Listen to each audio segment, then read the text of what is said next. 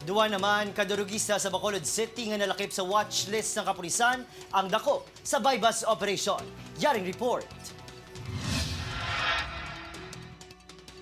Kung may nabinagbinagan ang 28 anyo sa si Lyndon Fernandez, amo ini ang madulom nga futuro matapos ginapakatuba ang kaso sa paghupot sang iligal nga droga. Pag ako ni Lyndon, madugay na ini nga maswerte nga nakapulo palagyo sa mga kapulisan. Butang nga kampante sa iya operasyon.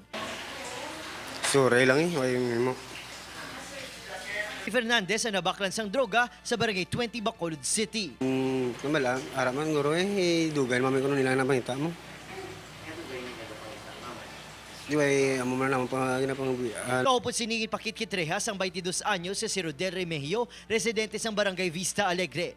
We are still appealing, no? So, this Christmas time, this is a season for celebration, may Yuletide season. So, we are appealing to the community na stay away from drugs. And for those nga hindi pa rin sila magpati sa aton, the whole BCPO, no, will hunt them because we don't want na may mangyari pa other than kuan. Then may masira pa na buhay. Na-recover ang apatanan kadalag ko kag duwa kapalabang ang sachet sang ginapasuni shabu kay isa ka improvised tutor. Ginabulubanta nga nagabalor 48,000 pesos ang nakuha sa duwa nga nagkaladakpan.